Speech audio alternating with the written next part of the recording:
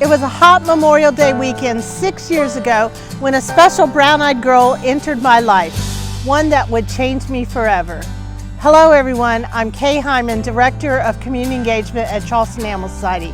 With her muzzle taped shut, Caitlyn would become the face of cruelty, not only here in Charleston, but around the world.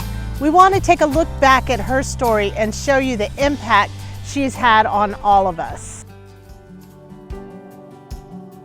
I would have never imagined my life taking me to Charleston, South Carolina to eventually become a prosecutor, where I would encounter a case and a dog that would change my life. The victim's name was Caitlyn. Over the Memorial Day weekend, someone had wound electrical tape around Caitlyn's mouth so tightly she couldn't bark, eat, or drink. The tip of her tongue was caught between her teeth and had turned an awful color because blood was no longer flowing to it. It was very possible she might die. Animal Control immediately took her to the Charleston Animal Society for safekeeping. When the tape was cut off, Caitlyn's face swelled up so much she was unrecognizable. The first time I had the chance to meet Caitlyn, she jumped into my lap and something tugged at my heart. The story and the photos went viral across the internet. Hashtag #IamCaitlyn became the rallying cry for victims of animal abuse around the world, and I was suddenly the lead on a very high-profile prosecution.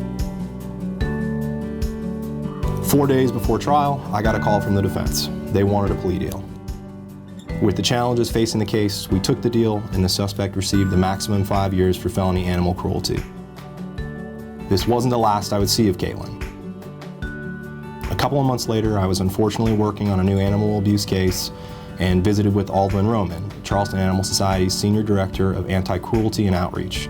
As an aside, he relayed that they were struggling to find the right fit for a permanent home for Caitlyn and asked if my wife and I might be interested in taking her in.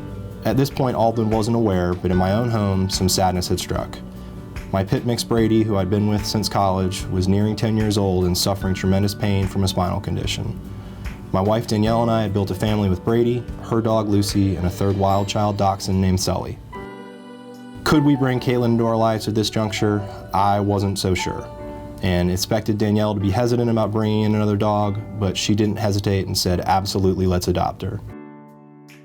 Unfortunately, we lost Brady, but Caitlyn's presence helped us through the grief we suffered after losing him. It's funny to sometimes stop and see how the roadway of our lives twist and turn through the years to get where we are today. 11 years after adopting Brady, 3 years after first meeting Caitlyn, I find myself with a new diva in my household, one who loves to sleep around my head on my pillow at night. But most of all, Caitlyn is my brown-eyed girl with scars across her face that inspired so many people to take action against animal abuse and neglect. She inspires me and others every day, and for that, I will always be thankful that Caitlyn came into my life through the Charleston Animal Society.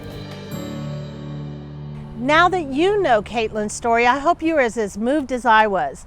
Last year, we investigated 292 cases of animal cruelty. Caitlyn's Fund has helped hundreds of animals.